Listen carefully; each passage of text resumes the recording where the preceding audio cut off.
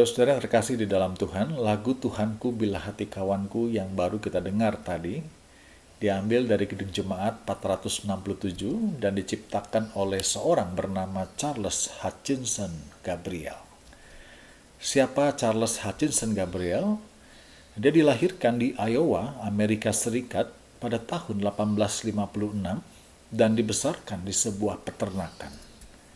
Ayahnya membuka sekolah menyanyi di rumah mereka dan minat Charles terhadap musik mulai berkembang sejak kecil. Dia mempelajari sendiri bagaimana cara bermain organ di rumahnya. Dan walaupun Charles tidak pernah mendapatkan sekolah musik, tapi dia mulai berpergian dan membuka sekolah-sekolah musik di berbagai tempat, bahkan ketika umurnya masih sangat muda, yaitu di usia yang ke-17 tahun.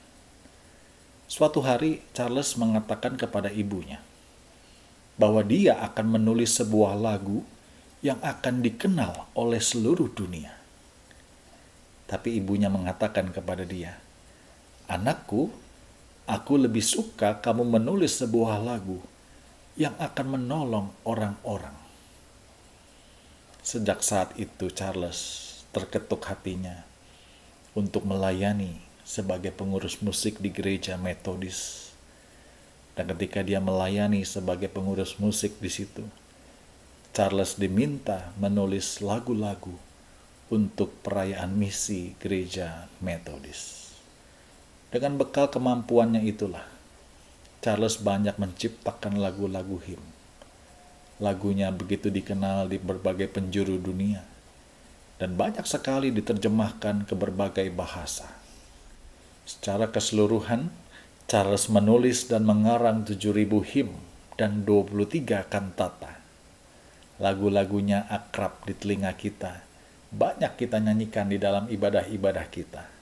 Seperti contohnya berkumandang suara dari seberang, di dalam Kidung Jemaat 425.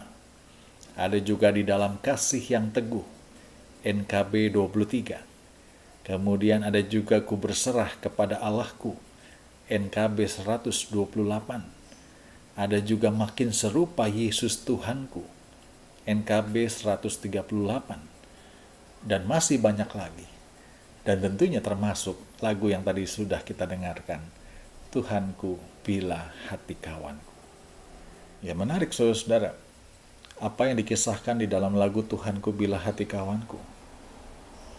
Dengan lagu ini Charles seolah-olah mau mengingatkan kita bahwa bukankah kita sering menyakiti hati orang lain dengan kata-kata kita, dengan tutur kata kita, dengan perbuatan-perbuatan kita.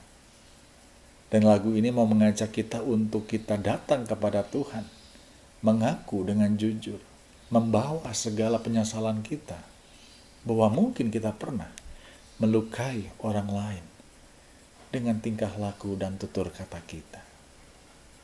Firman Tuhan di dalam Yakobus 3 ayat 4-5 mengatakan, "Kapal-kapal walaupun amat besar dan digerakkan oleh angin keras, namun dapat dikendalikan oleh kemudi yang amat kecil menurut kehendak jurumudi. Demikian juga lidah, walaupun suatu anggota kecil dari tubuh, namun dapat memegahkan perkara-perkara yang besar. Lihatlah betapapun kecilnya api, dia dapat membakar hutan yang besar." Perkataan punya kuasa yang sangat besar. Dengan perkataan kita bisa membesarkan hati orang lain. Dengan perkataan kita bisa membalut orang yang terluka. Dengan perkataan kita bisa menghibur orang yang sedang sedih. Tapi dengan perkataan, kita juga bisa membuat orang lain makin terpuruk. Dengan perkataan, kita bisa membuat orang lain makin sedih. Itu sebabnya firman Tuhan di dalam Yakobus 3 ayat 4-5 tadi mau mengingatkan kita bahwa salah satu pergumulan terbesar dalam hidup kita adalah soal mengekang lidah. Lidah diumpamakan oleh Yakobus seperti sesuatu yang sangat kecil tapi sangat besar kuasanya. Yakobus mengumpamakan lidah seperti roda kemudi kapal.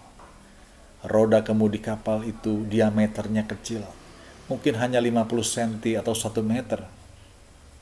Tapi kemudi itu bisa mengendalikan kapal yang sangat besar yang bisa menampung ribuan orang.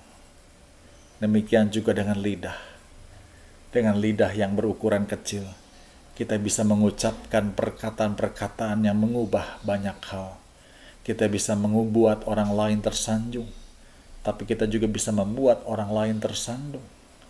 Kita bisa membuat orang lain terhibur, tapi kita juga bisa membuat orang lain menjadi sedih dan terpuruk.